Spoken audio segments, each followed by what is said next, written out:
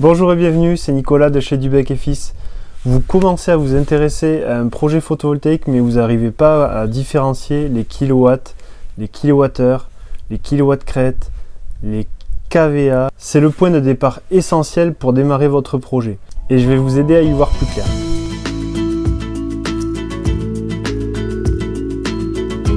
Avant de démarrer, les kilos, les kilowatts, ça veut dire tout simplement 1000.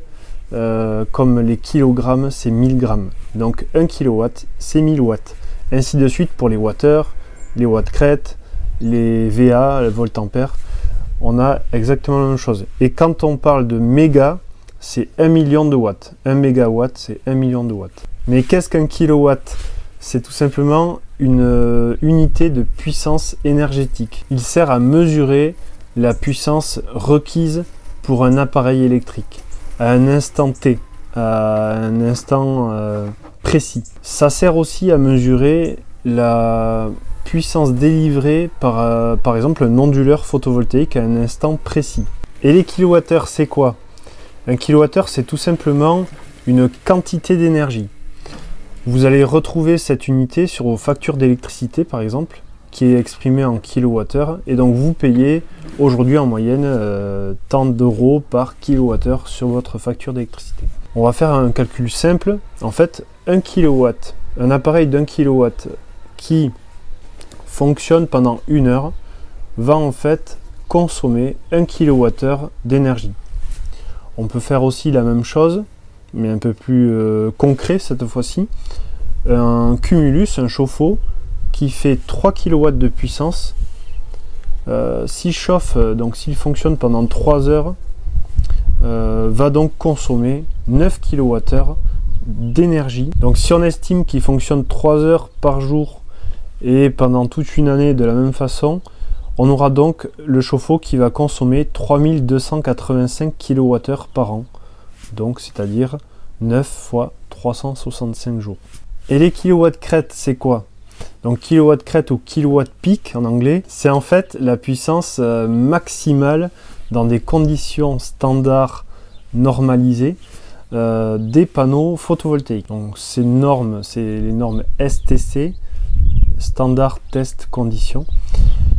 Qu'est-ce qu'il y a dedans? En fait, c'est les conditions, c'est 1000 watts d'ensoleillement au mètre carré que le panneau va recevoir, une température de 25 degrés du panneau et une lumière qui va frapper le panneau de face, pas sur un angle, vraiment de face. Donc ces conditions, on les remplit pas souvent ici, même dans le sud-ouest, on les a que quelques jours par an.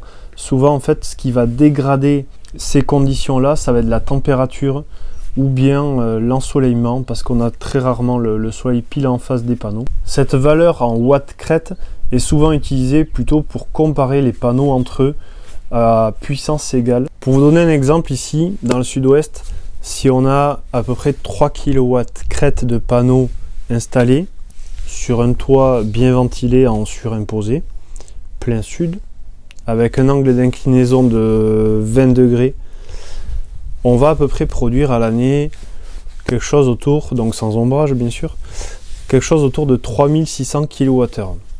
Donc ça c'est vraiment spécifique à chaque situation, suivant la géolocalisation, l'ombrage, l'inclinaison, l'orientation du panneau. Donc tout ça sont des facteurs qui vont impacter le nombre de kilowattheures que vous allez produire. Et enfin les kilovoltampères, kVA. Et en fait, vous les retrouvez aussi sur votre facture d'électricité.